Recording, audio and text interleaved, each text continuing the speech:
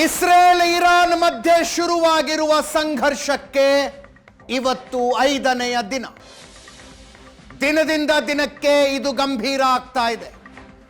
ದಿನದಿಂದ ದಿನಕ್ಕೆ ಪರಸ್ಪರರ ದಾಳಿ, ಪರಸ್ಪರರ ಮೇಲಿನ ದಾಳಿ ತೀವ್ರಗೊಳ್ತಾ ಇದೆ. ಇಲ್ಲಿ ತನಕ ಇದು ಇಸ್ರೇಲ್ ಇರಾನ್ ಯುದ್ಧ ಆಗಿತ್ತು. ಇದಕ್ಕೂ ನಮಗೂ ಸಂಬಂಧ ಇಲ್ಲ ಅಂತ ಹೇಳ್ತಾ ಇದ್ದ ಅಮೆರಿಕ ಈಗ ರಣರಂಗ ಪ್ರವೇಶಿಸುವಂತೆ ಕಾಣಿಸ್ತಾ ಇದೆ.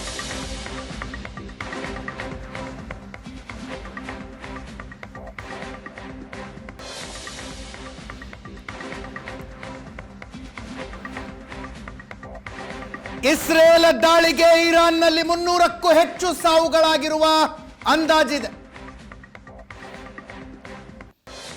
ಇರಾನ್ ನಡೆಸಿದ ದಾಳಿಯಲ್ಲಿ ಇಸ್ರೇಲ್ನ 25ಕ್ಕೂ ಹೆಚ್ಚು ಜನ ಮೃತಪಟ್ಟಿದ್ದಾರೆ.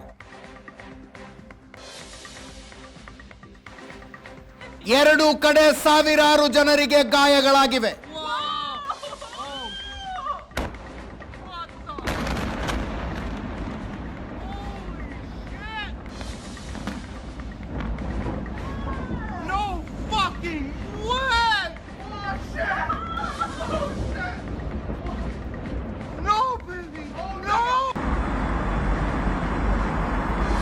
ಇರಾನ್ನಲ್ಲಿ 300ಕ್ಕೂ ಹೆಚ್ಚು ಸಾವಿನ ಸುದ್ದಿ.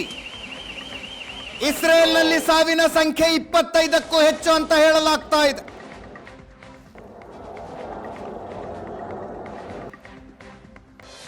ಇರಾನಿನ ಸೇನಾ ನೆಲೆಗಳನ್ನ ಮತ್ತು ಹಿರಿಯ ಸೇನಾಧಿಕಾರಿಗಳ ನಿವಾಸಗಳನ್ನ ಟಾರ್ಗೆಟ್ ಮಾಡಿ ಇಸ್ರೇಲ್ ದಾಳಿ ನಡೆಸ್ತಾ ಇದೆ. ಜೊತೆಗೆ ಅವರ ಆಯಿಲ್ ರಿಸರ್ವ್ಗಳು, ತೈಲಾಗಾರಗಳು ಮತ್ತು ನೈಸರ್ಗಿಕ ಅನಿಲ ಶೇಖರಣೆ ಮಾಡಿಟ್ಟಿರುವಂತಹ ಜಾಗಗಳಿಗೆ ಇಸ್ರೇಲ್ ದಾಳಿ ಮಾಡ್ತಾ ಇದೆ. ಇಸ್ರೇಲಿನ ಸೈನಿಕ ನೆಲೆಗಳನ್ನ, ಅದರಲ್ಲೂ ಮೊಸಾದ್ ಹೆಡ್ ಕ್ವಾರ್ಟರ್ಸ್, ಎಲೆಕ್ಟ್ರಿಸಿಟಿ ಗ್ರಿಡ್ಗಳು ಇರಾನಿನ ಟಾರ್ಗೆಟ್ ಆಗಿದ್ದಾವೆ.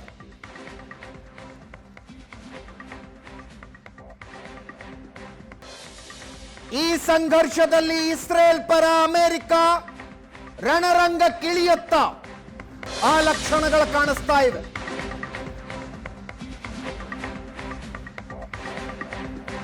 ಮಧ್ಯಪ್ರಾಚ್ಯದಲ್ಲಿ ಅಮೆರಿಕದ ಸೇನೆಯ ಚಟುವಟಿಕೆಗಳನ್ನ ನೋಡಿದ್ರೆ ಅಮೆರಿಕ ಯಾವುದೇ ಕ್ಷಣದಲ್ಲಿ ಇರಾನ್ ಮೇಲೆ ದಾಳಿ ನಡೆಸುವ ಸಾಧ್ಯತೆ ಇದೆ.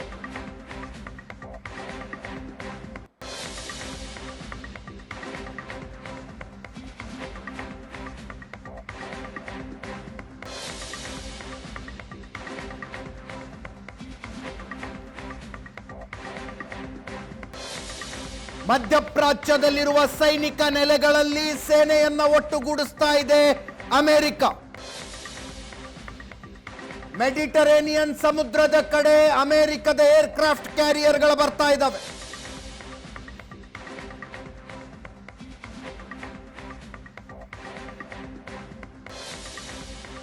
ಇರಾನಿನ ಸುತ್ತಮುತ್ತಲೂ ಅನೇಕ ಸೇನಾ ನೆಲೆಗಳನ್ನು ಸ್ಥಾಪಿಸಿ ಇಟ್ಕೊಂಡಿದೆ ಅಮೆರಿಕ. ಅಲ್ಲಿ ವಿಪರೀತ ಚಟುವಟಿಕೆಗಳು ಕಂಡು ಬರ್ತಾ ಇದ್ದಾವೆ.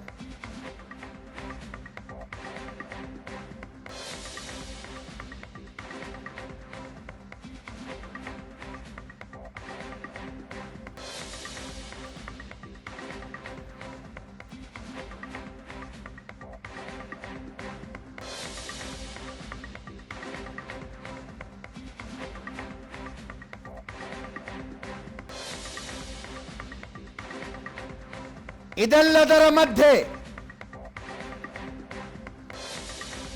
G7 ಶೃಂಗಸಭೆಯಲ್ಲಿ ಭಾಗವಹಿಸೋದಕ್ಕೆ ಕೆನಡಾಕ್ಕೆ ಬಂದಿದ್ದ ಡೊನಾಲ್ಡ್ ಟ್ರಂಪ್ ಅರ್ಜೆಂಟ್ ಆಗಿ ಏಕಾಏಕಿ ಅಲ್ಲಿಂದ ಹೊರಟು ನಿಂತಿದ್ದಾರೆ.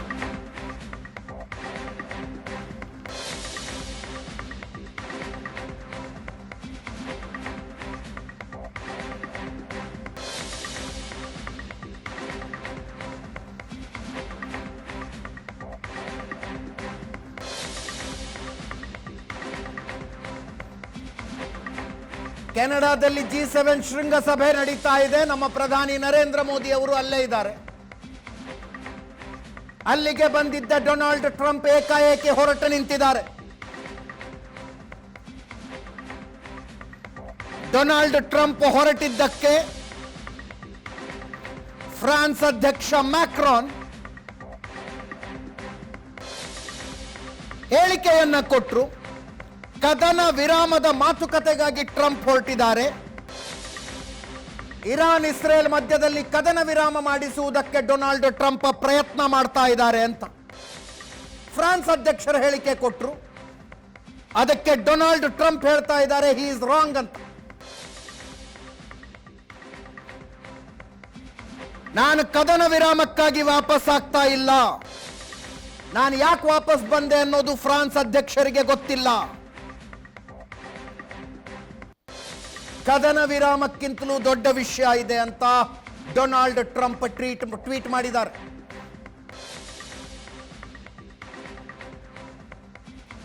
ಕದನ ವಿರಾಮಕ್ಕಿಂತಲೂ ದೊಡ್ಡ ವಿಷಯ ಇದೆ ನಾನು ವಾಪಸ್ ಬಂದಿದ್ದಕ್ಕೆ ಅಂತ.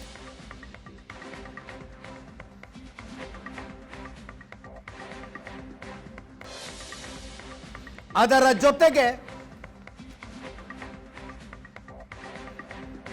ಡೊನಾಲ್ಡ್ ಟ್ರಂಪ್ರ ಇನ್ನೊಂದು ಟ್ವೀಟ್ ಅನ್ನ ನೀವು ನೋಡ್ತಾ ಇದ್ದೀರಿ. Iran should have signed the deal, under quotes ಅಲ್ಲಿ ಬರೆದಿದ್ದಾರೆ. ಒಪ್ಪಂದಕ್ಕೆ ಸಹಿ ಹಾಕಬೇಕಾಗಿತ್ತು ಇರಾನ್. ಯಾವ ಒಪ್ಪಂದಕ್ಕೆ ನಾನು ಸಹಿ ಹಾಕುವಂತೆ ಹೇಳಿದ್ದೆನೋ ಅದಕ್ಕೆ ಸಹಿ ಹಾಕಬೇಕಾಗಿತ್ತು. What a shame and waste of human life. Simply stated, Iran cannot have a nuclear weapon. Iran nuclear ವೆಪನ್ಗಳನ್ನು, ಅಣ್ವಸ್ತ್ರಗಳನ್ನು ಹೊಂದುವುದಕ್ಕೆ ಸಾಧ್ಯ ಇಲ್ಲ. I said it over and over again, everyone should immediately evacuate Tehran ಅಂತ. ಎಲ್ಲರೂ ಮುಂಚೆ ಅಮೆರಿಕದ ಪ್ರಜೆಗಳಿಗೆ ಈ ಹೇಳಿಕೆಯನ್ನು ಕೊಟ್ಟಿದ್ರು, ಅಮೆರಿಕದ ಪ್ರಜೆಗಳಿಗೆ ಈ ಸಂದೇಶವನ್ನ ಕೊಡಲಾಗಿತ್ತು. ಈಗ ಟೆಹರಾನ್ನಲ್ಲಿರುವ ಎಲ್ಲರೂ ಅಲ್ಲಿಂದ ಹೊರಗೋಗಿ ಅಂತ ಡೊನಾಲ್ಡ್ ಟ್ರಂಪ್ ಹೇಳ್ತಾ ಇದ್ದಾರೆ.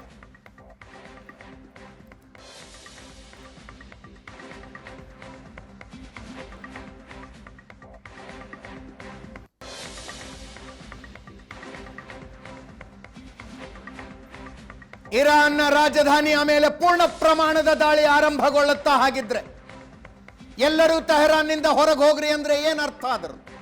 ಡೊನಾಲ್ಡ್ ಟ್ರಂಪ್ ಹೇಳ್ತಾ ಇದ್ದಾರೆ ಆ ಮಾತನ್ನು. 5 ದಿನಗಳ ಹಿಂದೆ ಇಸ್ರೇಲ್ ಇರಾನ್ ಮೇಲೆ ದಾಳಿಯನ್ನು ಆರಂಭಿಸಿತು. ಮೊಸಾದ್ ಏಜೆಂಟರು ಇರಾನಿನ ಒಳಗೆ ನುಸುಳಿ ಅಲ್ಲಿ ಸ್ಮಗಲ್ ಮಾಡಲಾಗಿದ್ದ ಡ್ರೋನ್ಗಳ ಮೂಲಕ ಇರಾನಿನ ಏರ್ ಡಿಫೆನ್ಸ್ ಸಿಸ್ಟಮ್ ಅನ್ನ ಧ್ವಂಸಗೊಳಿಸಿದ್ರು. 75% ಏರ್ ಡಿಫೆನ್ಸ್ ಸಿಸ್ಟಮ್ ಅನ್ನ ಧ್ವಂಸ ಮಾಡಿದ್ರು. ಏರ್ ಡಿಫೆನ್ಸ್ ಸಿಸ್ಟಮ್ ಇಲ್ಲದ ಇರಾನಿನ ಒಳಗೆ ಇಸ್ರೇಲಿನ ಯುದ್ಧ ವಿಮಾನಗಳು ಆರಾಮಾಗಿ ಪ್ರವೇಶಿಸಿ 100 ಜಾಗಗಳ ಮೇಲೆ ದಾಳಿ ಮಾಡಿದ್ವು. ಅವು ನ್ಯೂಕ್ಲಿಯರ್ ಲ್ಯಾಬೊರೇಟರಿಗಳಾಗಿದ್ವು, ಸೇನಾ ನೆಲೆಗಳಾಗಿದ್ವು, ಅಣುವಿಜ್ಞಾನಿಗಳ ಮನೆಗಳಾಗಿದ್ದವು, ಜೊತೆಗೆ ಹಿರಿಯ ಸೇನಾಧಿಕಾರಿಗಳ ಕಚೇರಿಗಳು, ಮನೆಗಳಾಗಿದ್ದವು. ಇರಾನಿನ ಚೀಫ್ ಆಫ್ ಡಿಫೆನ್ಸ್ ಸ್ಟಾಫ್ ಅನ್ನ ಇಸ್ರೇಲ್ ಹೊಡೆದು ಹಾಕಿತು 5 ದಿನಗಳ ಹಿಂದೆ ನಡೆದ ಮೊದಲ ಸುತ್ತಿನ ದಾಳಿಯಲ್ಲಿ. ಆತನ ಜಾಗಕ್ಕೆ ಇರಾನ್ ಇನ್ನೊಬ್ಬ ಹೊಸ ಅಧಿಕಾರಿಯನ್ನ ನೇಮಕ ಮಾಡ್ತು, ಅಲಿ ಶದ್ಮಾನಿ.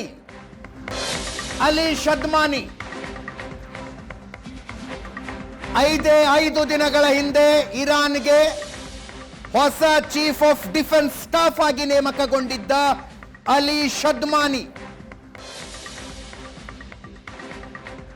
ಅಲಿ ಶದ್ಮಾನಿಯನ್ನ ಇಸ್ರೇಲ್ ಹೊಡೆದಾಕಿದೆ.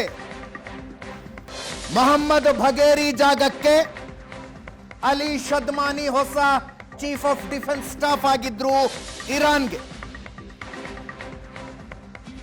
5 ದಿನಗಳ ಅಂತರದಲ್ಲಿ ಇರಾನಿನ 2 CDSಗಳನ್ನ ಇಸ್ರೇಲ್ ಹೊಡೆದಾಕಿದೆ.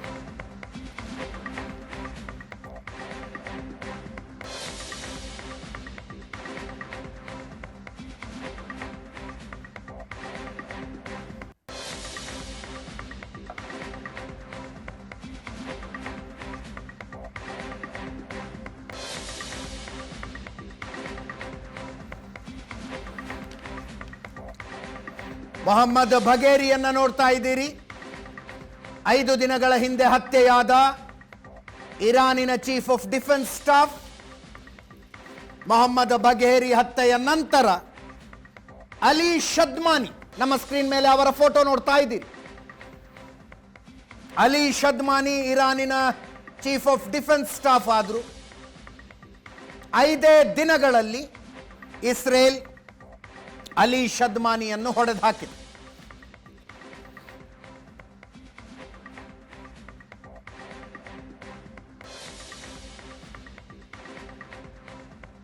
ಭಾರತೀಯರಿಗೆ ಒಂದು ತೈಲ ಬೆಲೆ ಏನಾಗುತ್ತದೆ ಅನ್ನೋದು ಆತಂಕ. ಅದರ ಜೊತೆಗೆ ಇರಾನ್ನಲ್ಲಿರುವ ಸುಮಾರು 10,000 ಭಾರತೀಯರ ಸುರಕ್ಷತೆಯ ಆತಂಕ.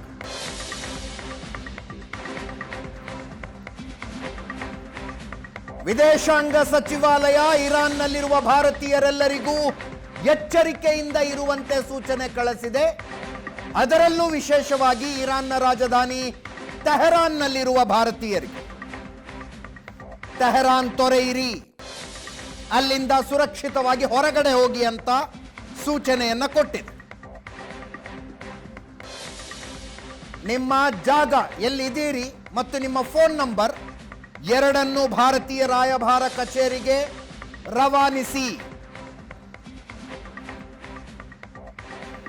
ಭಾರತೀಯ ರಾಯಭಾರ ಕಚೇರಿಯ ಜೊತೆಗೆ ಸಂಪರ್ಕದಲ್ಲಿರಿ ಅಂತ.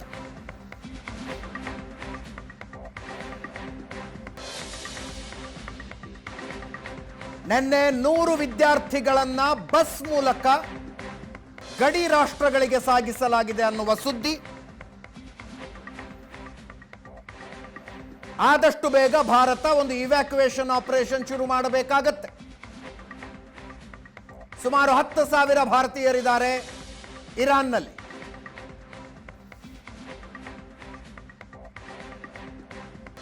ಅವರ ರಕ್ಷಣೆಗೆ ಹಡಗುಗಳನ್ನು ಕಳಿಸುವ ಸಾಧ್ಯತೆಯನ್ನ ಚರ್ಚಿಸಲಾಗ್ತಾ ಇದೆ. ಇರಾನ್ನಲ್ಲಿ ಸಿಲುಕಿರುವ ಭಾರತೀಯರನ್ನ ಹಡಗುಗಳ ಮೂಲಕ ಭಾರತಕ್ಕೆ ವಾಪಸ್ ಕರೆದುಕೊಂಡು ಬರುವ ಬಗ್ಗೆ ಚರ್ಚೆಯಾಗ್ತಾ ಇದೆಯಂತೆ.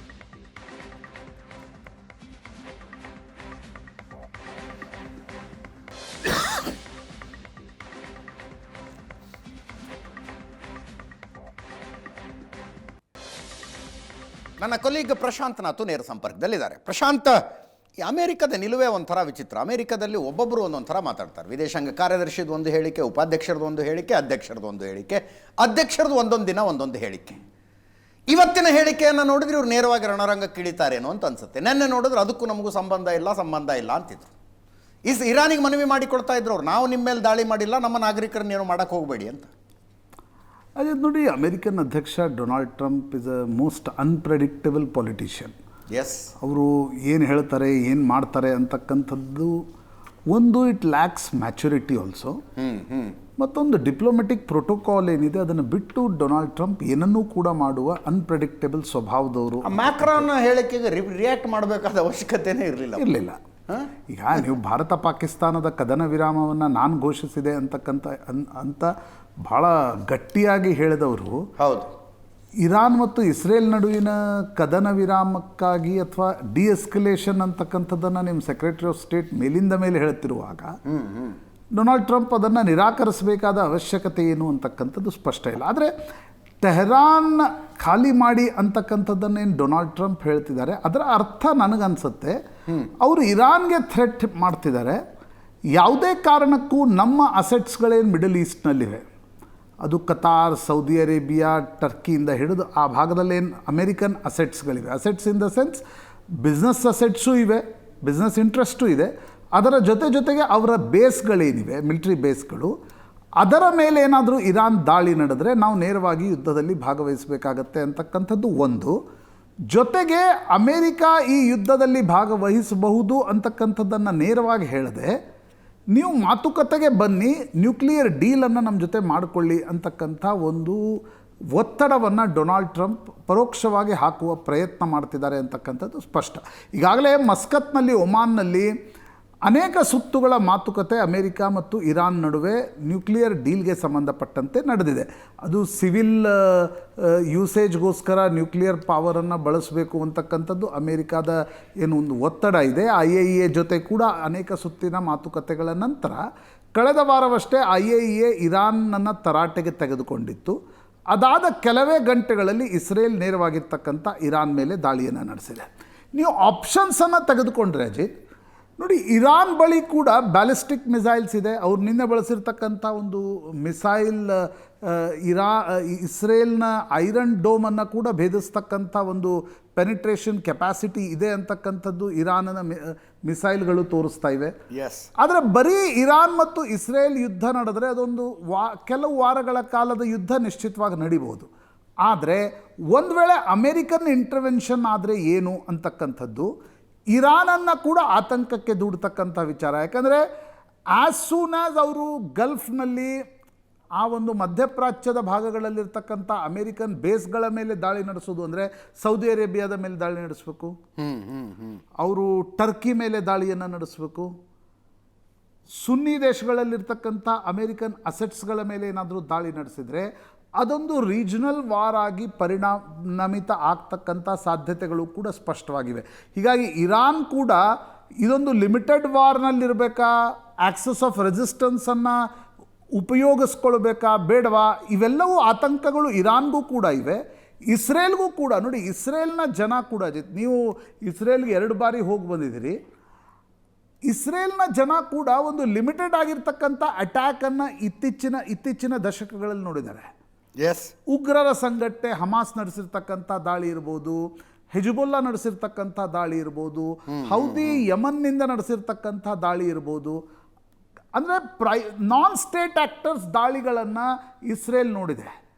ಆದರೆ ಇರಾನ್ ಸತತವಾಗಿ ಈ ರೀತಿಯಾಗಿರ್ತಕ್ಕಂಥ ಮಿಸೈಲ್ ದಾಳಿಯನ್ನು ನಡೆಸಿದಾಗ ಇಸ್ರೇಲ್ ಕೂಡ ಅಮೆರಿಕನ ಇದರಲ್ಲಿ ಒಳಗಡೆ ತೆಗೆದುಕೊಳ್ತಕ್ಕಂಥ ಪ್ರಯತ್ನವನ್ನು ಬೆಂಜಮಿನ್ ನೆತನ್ಯಾಹು ನಿಶ್ಚಿತವಾಗಿ ಮಾಡ್ತಿದ್ದಾರೆ. ನನ್ನ ಹೇಳಿಕೆಯನ್ನೇ ಕೊಟ್ಟರು.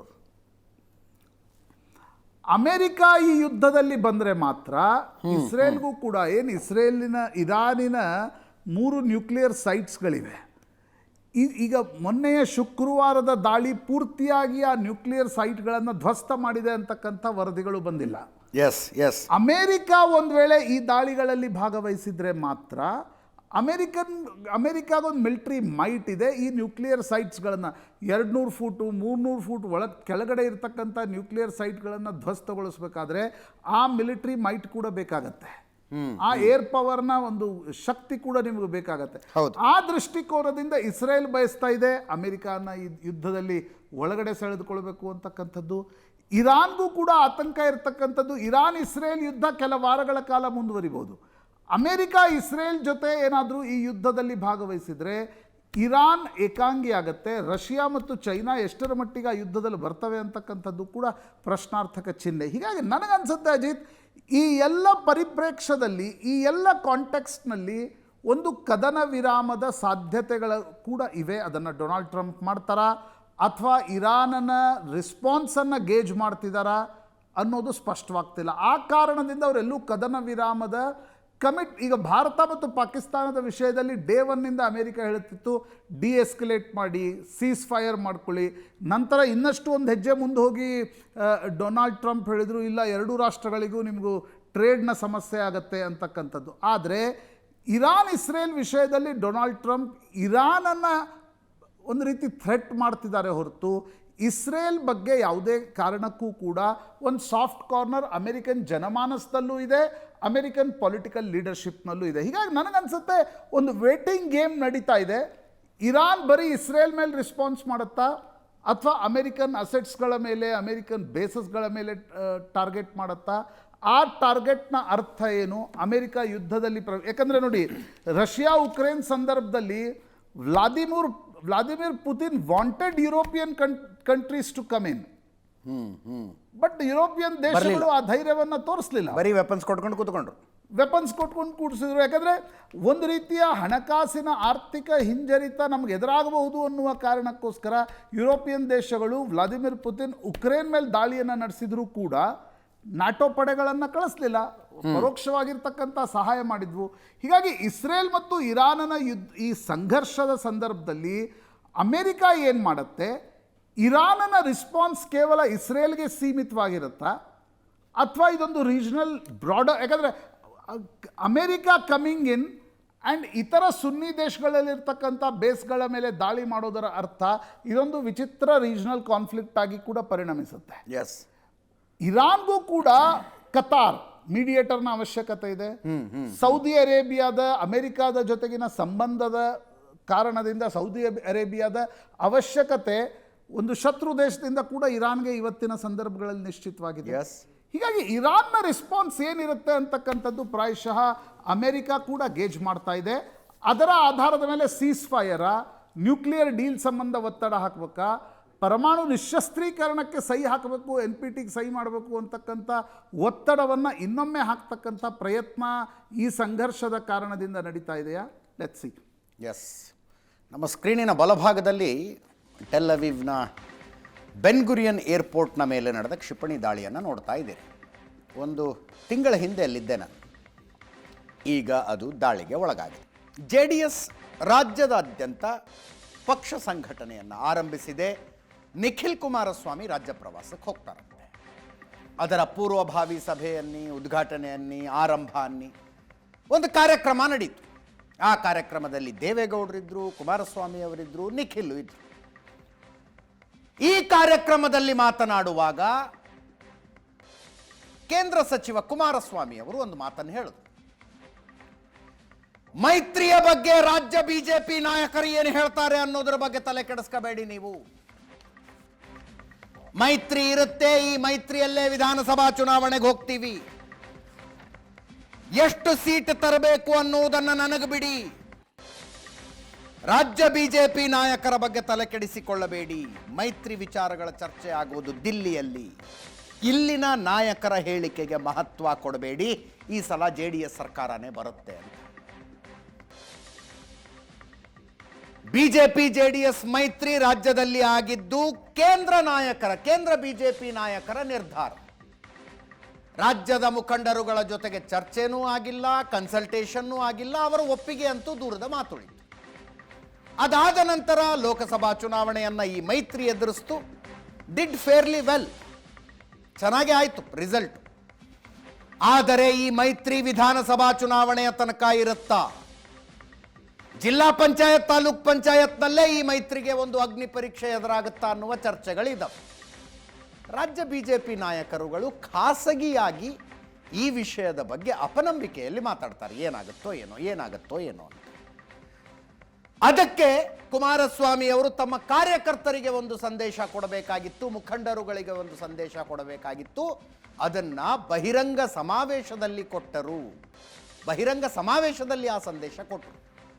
4 ಗೋಡೆಯ ಮಧ್ಯದಲ್ಲಿ ಮುಚ್ಚಿದ ಬಾಗಿಲುಗಳ ಹಿಂದೆ ನಡೆದಂಥ ಹೇಳಿಕೆ, ಕೊಟ್ಟಂಥ ಹೇಳಿಕೆ ಅಲ್ಲ ಇದು, ಬಹಿರಂಗ ಸಮಾವೇಶದಲ್ಲಿ. ಇದಕ್ಕೆ ವಿಪಕ್ಷ ನಾಯಕ ಬಿಜೆಪಿ ಮುಖಂಡ ಆರ್ ಅಶೋಕ್ ಪ್ರತಿಕ್ರಿಯೆ ಕೊಟ್ಟಿದ್ದಾರೆ. ನಮ್ಮ ಮೈತ್ರಿ ಹಾಲು ಜೇನು ಇದ್ದಂಗಿದೆ ಅಂತ. ಯಾರೋ ಒಬ್ಬಿಬ್ಬರು ಮಾತಾಡಿದ್ರೆ ಲೆಕ್ಕಕ್ಕಿಲ್ಲ.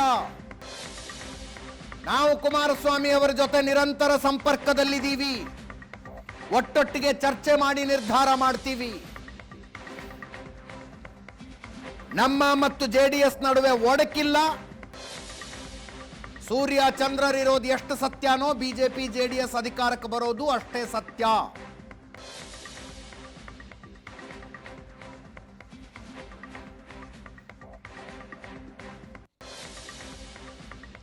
ಒಟ್ಟಿಗೆ ಇದ್ದೇವೆ, ಇರ್ತೇವೆ, ಮುಂದೆಯೂ ಒಟ್ಟಿಗೆ ಹೋಗ್ತೇವೆ ಅಂತ ಆವತ್ತು ಕೇಂದ್ರ ಸಚಿವ ಕುಮಾರಸ್ವಾಮಿ ಅವರು ಹೇಳಿದ್ದು, ಇವತ್ತು ವಿಪಕ್ಷ ನಾಯಕ ಆರ್ ಅಶೋಕ್ ಅವರು ಹೇಳಿದ್ದು. ಎರಡನ್ನು ಕೇಳಿಸ್ಕೊಳ್ಳಿ. ಇಲ್ಲಿ ಲೋಕಲಲ್ಲಿ ಯಾರ 3-4 ಜನ ಮಾತಾಡೋದು ತಲೆಗಚ್ಚಬೇಡಿ. ತೀರ್ಮಾನ ಅಲ್ಲಾಗುತ್ತೆ. ನೀವು ನಮ್ದೇನು ಕ್ಷೇತ್ರಗಳಿದೆ ಪತ್ರವಾಗಿ ಸಂಘಟನೆ ಮಾಡೋದಕ್ಕೆ ಸಿದ್ಧವಾಗಿ, ಯಾರಿಗೂ ಹಂಚ್ಕೋಬೇಕಾಗಿಲ್ಲ. ನಾಳೆ ಬೆಳಗ್ಗೆ ಏನಾದ್ರು ಅಲಯನ್ಸ್ ಅಲ್ಲಿ ನಮ್ಗೆ ಸೀಟ್ ಸಿಗ್ತದೋ ಇಲ್ವೋ ಆಗ್ತಿದ್ರೆ ತೆಗೆದಾಕ್ಬಿಡಿ. ಅದನ್ನ ಸೀಟ್ ತರೋದು ನನ್ನ ಜವಾಬ್ದಾರಿ. ಆಗ ನಾನು ಸೀಟ್ ಯಾವ್ದು ತಗೋಬೇಕು ಅಂತ ಹೊರಡ್ತೀನಿ, ಅಲ್ಲಿ ನೀವು ಶಕ್ತಿ ಬೆಳೆಸ್ಕೋಬೇಕಾಗಿರೋದು ನಿಮ್ ಜವಾಬ್ದಾರಿ. ಯಾವ ಸಮಸ್ಯೆ ಇಲ್ಲ. ಪಕ್ಷ ತರುಣ ಅಧಿಕಾರಕ್ಕೆ ಬಿಜೆಪಿ ಜೊತೆಲೇ ಹೋಗೋಣ ಅಂತ ಏನ್ ತೊಂದರೆ ಇಲ್ಲ. ಯಾರೋ ಒಂದಿಬ್ಬರು ಯಾರೋ ಮಾತಾಡಿದ್ರೆ ಅದು ಲೆಕ್ಕಕ್ಕಿಲ್ಲ. ನಮ್ದು ದೊಡ್ಡದು ರಾಷ್ಟ್ರೀಯ ಪಕ್ಷ. ನಾನು ಕೂಡ ಕುಮಾರಣ್ಣ ಅವ್ರ ಜೊತೆ ನಿರಂತರ ಸಂಪರ್ಕದಲ್ಲಿದ್ದೇನೆ. ಅವರು ಫೋನ್ ಮಾಡ್ತಾರೆ.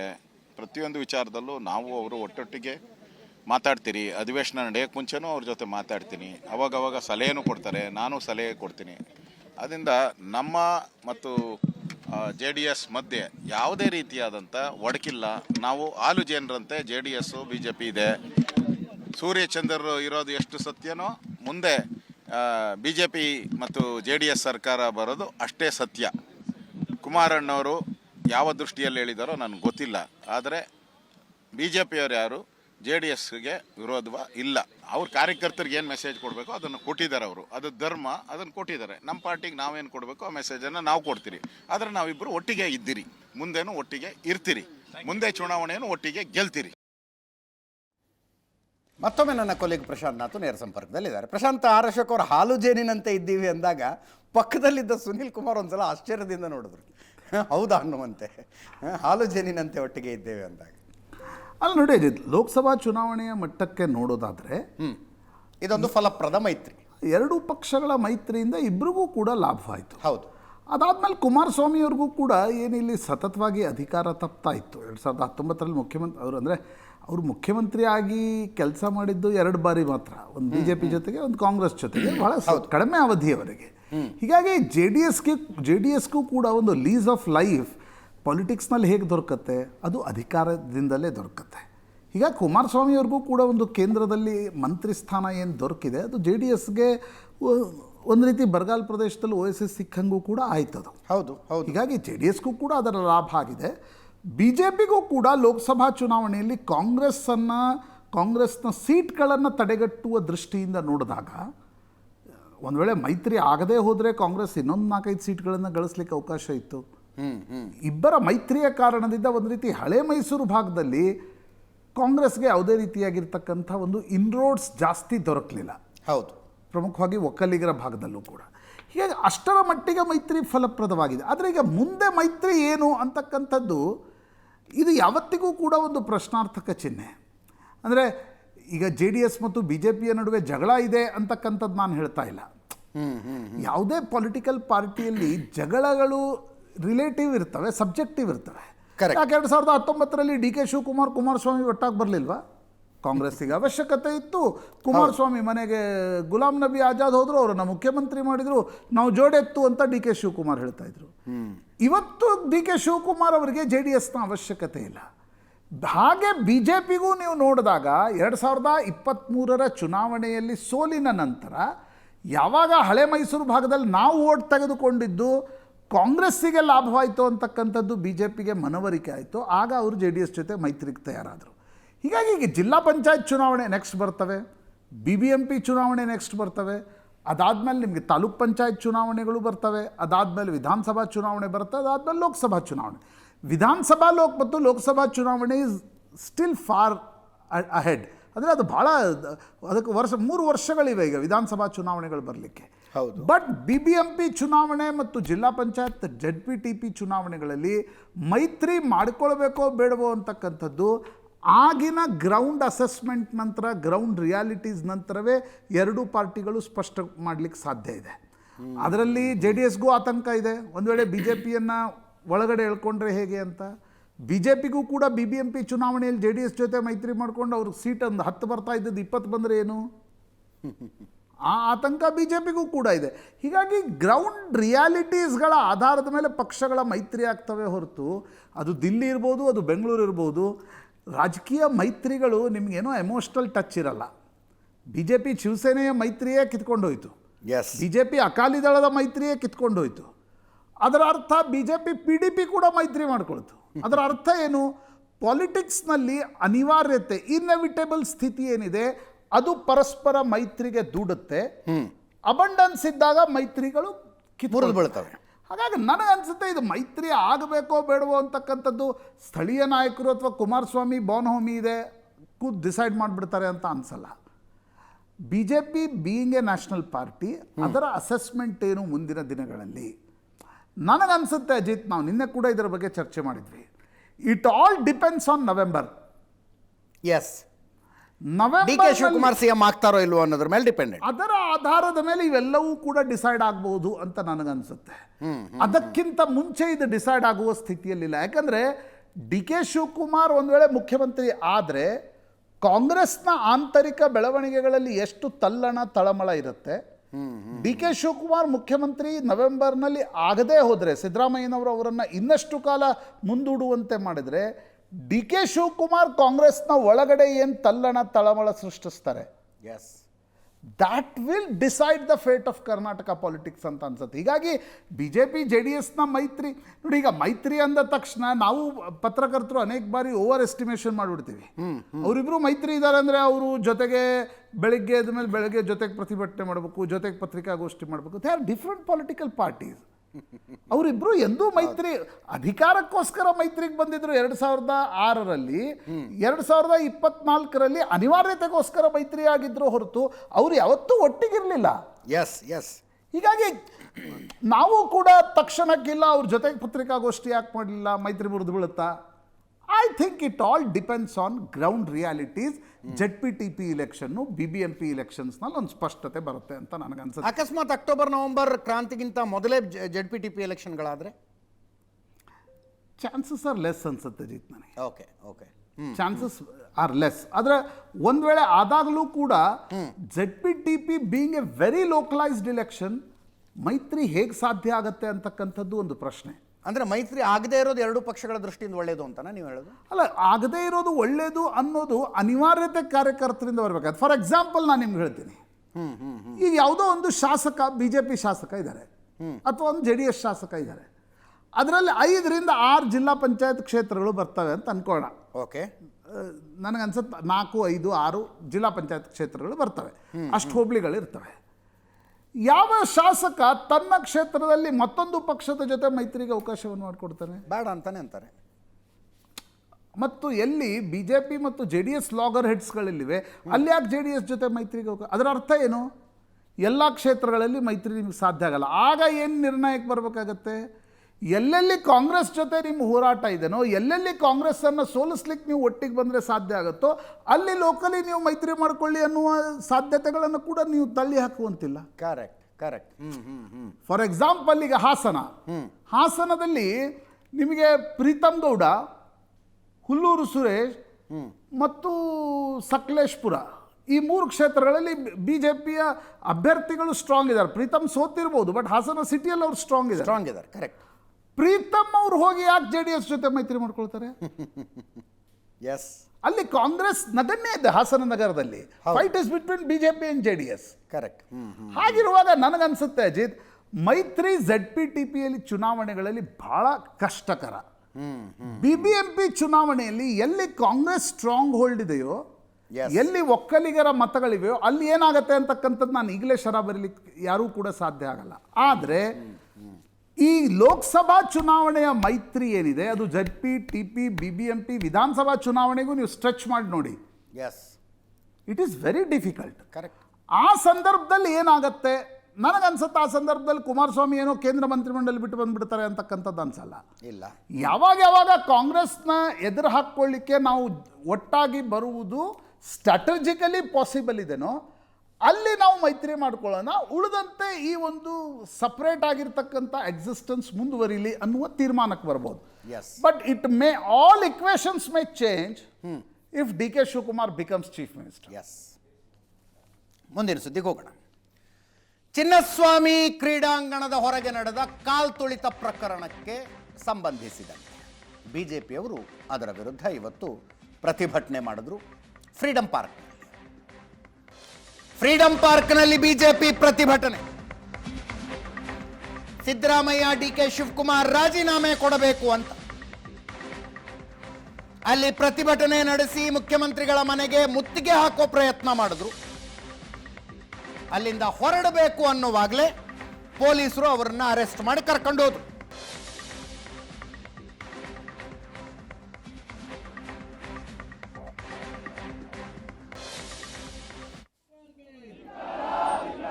ತೊಲಗಲಿ ತೊಲಗಲಿ ತೊಲಗಲಿ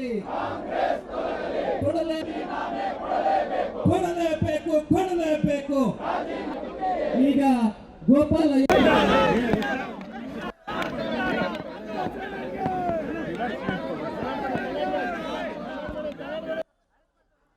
ಪ್ರತಿಭಟನೆ ನಡೆಸ್ತಾ ಇದ್ದ ಬಿಜೆಪಿ ನಾಯಕರುಗಳನ್ನ ಪೊಲೀಸರು ವಶಕ್ಕೆ ಪಡೆಯುವಾಗ ತಳ್ಳಾಟ ನೂಕಾಟ ಆಯಿತು.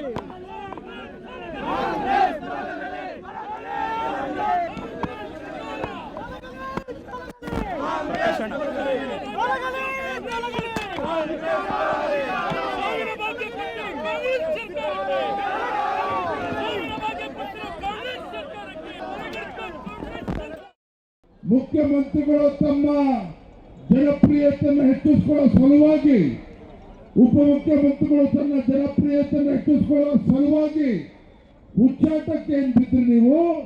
ನಿಮ್ಮ ಹುಚ್ಚಾಟದ ಪರಿಣಾಮವಾಗಿ ಚಿನ್ನಸ್ವಾಮಿ ಸ್ಟೇಡಿಯಂ ಅಲ್ಲಿ ಇವತ್ತು ಅಮಾಯಕರು 11 ಜನ ಪ್ರಾಣ ಕಳೆದುಕೊಂಡಿದ್ದಾರೆ.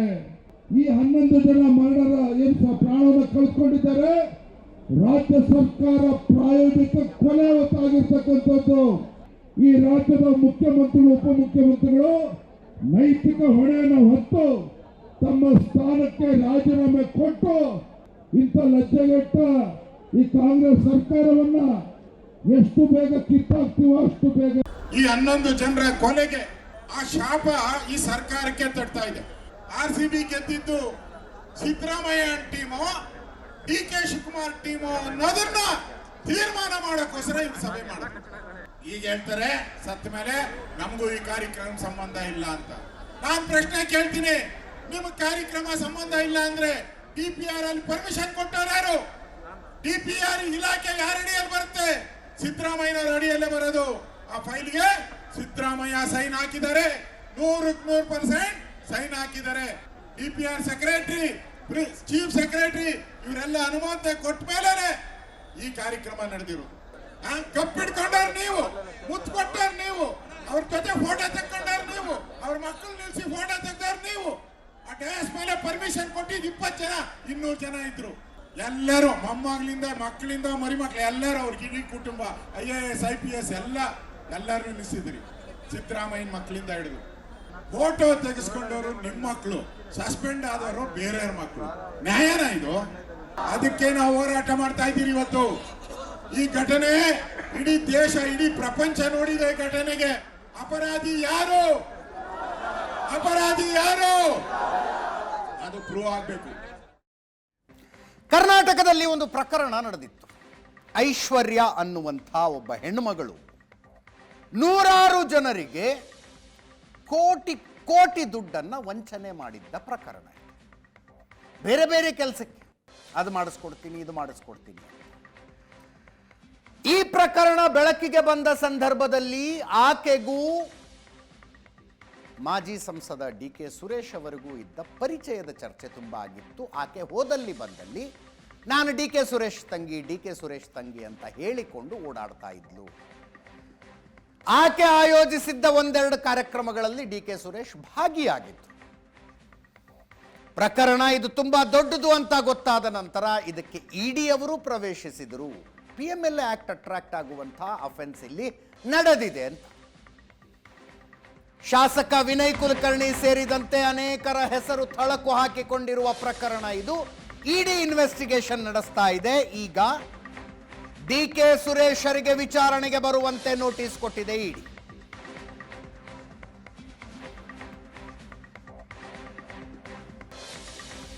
ED ಸಮನ್ಸು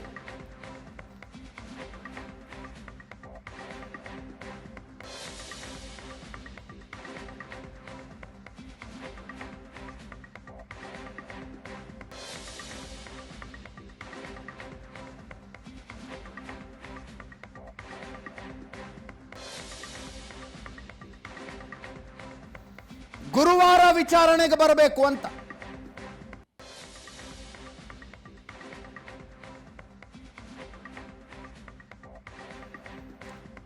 ಸೋಮವಾರ ಹೋಗ್ತೀನಿ ಅಂತ DK ಸುರೇಶ್ ಅವರು ಹೇಳ್ತಾ ಇದ್ದಾರೆ.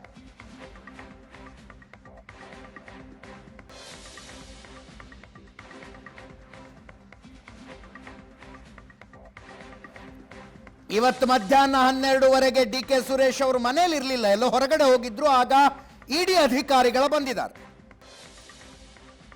19ನೇ ತಾರೀಕು ಗುರುವಾರ ನೀವು ವಿಚಾರಣೆಗೆ ಬರಬೇಕು ಅಂತ.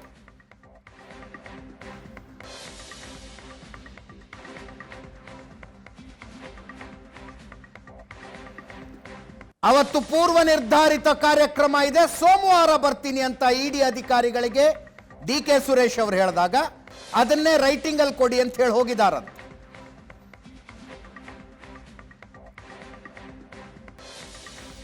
ಡಿ ಕೆ ಶಿವಕುಮಾರ್ ಅವರು ಕೂಡ ಪ್ರತಿಕ್ರಿಯೆ ಕೊಟ್ಟಿದ್ದಾರೆ. ಮಧ್ಯಾಹ್ನ ಮನೆಗೆ ಬಂದಿದ್ರು, ಡಿ ಕೆ ಸುರೇಶ್ ಅವರು ಇರಲಿಲ್ಲ. ಮನೆಗೆ ನೋಟಿಸ್ ಅನ್ನು ಅಂಟಿಸಿ ಹೋಗ್ತೀವಿ ಅಂದ್ರಂತೆ, ರಿಸೀವ್ ಮಾಡಿಕೊಳ್ಳಿ ಅಂತ ನಾನು ಹೇಳಿದ್ದೀನಿ ಅಂತ. ಇಡಿ ತನಿಖೆಗೆ ನಾವು ಸಹಕರಿಸ್ತೀವಿ ಅಂದಿದ್ದಾರೆ. ಈಗ ಮಧ್ಯಾಹ್ನ 12:30 ಗಂಟೆಗೆ ಎಲ್ಲೋ ಹೊರಗಡೆ ಹೋಗಿದ್ದೆ. ಸೊ ಈ ಥರ ಇಡಿ ಅಧಿಕಾರಿಗಳು ಬಂದಿದ್ದಾರೆ ಅಂಥೇಳಿ ತಿಳಿಸಿದ್ರು. ಸೊ ಏನು ಅಂಥೇಳಿ ಬಂದು ಭೇಟಿ ಮಾಡಿ ಅವ್ರ ಹತ್ರ ಮಾತಾಡಿದಾಗ ಅವರು ಒಂದು ಸಮನ್ಸನ್ನು ಇಶ್ಯೂ ಮಾಡಿದ್ದಾರೆ. ಸೊ ಅದು ಸಮನ್ಸು ಯಾವ ಕೇಸ್ಗೆ ಅಂತ ಸಂಬಂಧಪಟ್ಟಿದ್ದಿಲ್ಲ, ಬಟ್ ದಾಖಲೆಗಳನ್ನು ನೋಡಿದಂಥ ಸಂದರ್ಭದಲ್ಲಿ ಅವರು ಐಶ್ವರ್ಯ ಗೌಡಗೆ ಸಂಬಂಧಪಟ್ಟಂಥ ಫೈನಾನ್ಷಿಯಲ್ ಟ್ರಾನ್ಸಾಕ್ಷನ್ಸು ಮತ್ತು ಅವರ ಜೊತೆ ಬೇರೆ ಬೇರೆ ವಿಚಾರಗಳನ್ನು ಅವರು ಅನೇಕ ಮಾಹಿತಿಗಳು ನಮಗೆ ಬೇಕು ಅಂಥೇಳಿ ಕೇಳಿದ್ದಾರೆ. ಸೊ ಅವರು 19ನೇ ತಾರೀಕು ಹಾಜರಾಗಬೇಕು ಅಂತ ತಿಳಿಸಿದ್ದಾರೆ.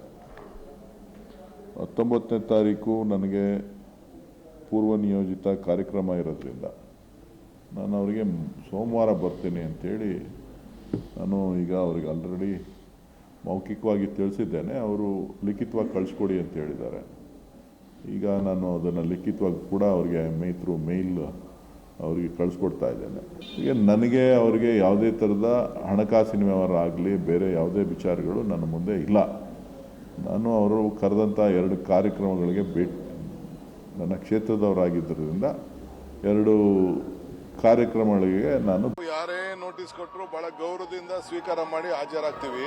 ಐಶ್ವರ್ಯ ಗೌಡಂಗೂ ಡಿಕೆಗೂ ಎಲ್ಲ ಪಕ್ಷದ ಕೆಲಸಕ್ಕೆ ಕಾರ್ಯಕ್ರಮಕ್ಕೆ ಎಲ್ಲರೂ ಹೋಗಿರ್ಬೋದೇ ಹೊರತು ಡಿ ಕೆ ಸುರೇಶ್ಗೂ ಇದಕ್ಕೂ ಯಾವ ಥರದ ಸಂಬಂಧ ಇಲ್ಲ ಅಂತ ಡಿ ಕೆ ಸುರೇಶೇ ಒಂದು ಇವ್ರ ಮೇಲೆ ತನಿಖೆ ಮಾಡಿ ಅಂತ ಅಂದ್ಬಿಟ್ಟು ಒಂದು ಪೊಲೀಸ್ ಸ್ಟೇಷನ್ ಕಂಪ್ಲೇಂಟ್ ಫೈಲ್ ಮಾಡಿದ್ದಾರೆ. As for us I know is ನನಗೆ ಗೊತ್ತಿದ್ದಂಗೆ ಡಿ ಕೆ ಸುರೇಶ್ ಅವರು ಈಗಾಗಲೇ ಟಿವಿಲಿ ಬಂದ ತಕ್ಷಣ ಯಾರು ನಮ್ಮ ಹೆಸರೆಲ್ಲ ಇಸ್ಕೊಂಡು ಮಿಸ್ಯೂಸ್ ಮಾಡ್ಕೋತಾ ಇರಬೇಕು ಅಂತೇಳಿ ಕಂಪ್ಲೇಂಟ್ ಕೊಟ್ಟಿದ್ದಾರೆ. ನನಗೆ ಯಾರೋ ಬಂದು ಹೇಳಿದ್ರು ಯಾವುದೋ ಫೋನಲ್ಲಿ ಡಿ ಕೆ ಸುರೇಶ್ ಮಾತಾಡ್ದಂಗೆ ಫೋನ್ ಮಾಡಿಸೋದು ಮಾಡೋದೆಲ್ಲ ಮಾಡ್ತಾ ಇದ್ರು ಅಂತೇಳಿ. ನಾವು ಇಡಿಗೆ ವಿಲ್ ಕೋಪರೇಟ್. ನಮ್ಗೇನು ಇಡಿ ಸುರೇಶ್ಗಾಗಲಿ ನನಗಾಗಲಿ ಏನು ಹೊಸ್ತೇನಲ್ಲ. ಅವರು ಕಾನೂನು ಚೌಕಟ್ಟು ಇಡಿ ನನಗಾಗ್ಲಿ ಸುರೇಶ್ಗಾಗ್ಲಿ ಹೊಸದೇನಲ್ಲ ಅಂದ್ರು ಡಿ ಕೆ ಶಿವಕುಮಾರ್. ಈ ಮಧ್ಯೆ ಇಡಿ ದಾಖಲಿಸಿದ ಕೇಸ್ನಲ್ಲಿ ಜಾಮೀನು ಕೊಡಬೇಕು ಅಂತ ಐಶ್ವರ್ಯ ಗೌಡ ಕೋರ್ಟಿಗೆ ಹೋಗಿದ್ರು. ಫಸ್ಟ್ ಸಿಸಿಎಚ್ ಕೋರ್ಟ್ ಜಾಮೀನು ಕೊಟ್ಟಿದೆ ನ್ಯಾಯಾಲಯ.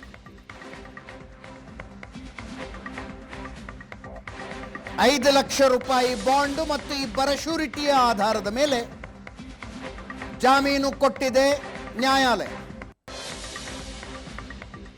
5 ಲಕ್ಷ ರೂಪಾಯಿ ಬಾಂಡ್, ಇಬ್ಬರು ಶ್ಯೂರಿಟಿ ಕೊಡಬೇಕು, ಬೆಂಗಳೂರು ಬಿಟ್ಟು ಹೋಗಬಾರದು, ಅಡ್ರೆಸ್ ಚೇಂಜ್ ಮಾಡಬಾರದು. ಇವು ಬೇಲ್ ಕಂಡೀಷನ್ಸ್.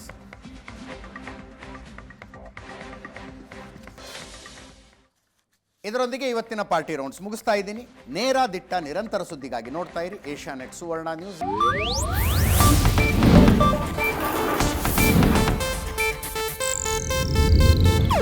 ಇದು ಏಷ್ಯಾನೆಟ್ ನ್ಯೂಸ್ ನೆಟ್ವರ್ಕ್ ಪ್ರಸ್ತುತಿ.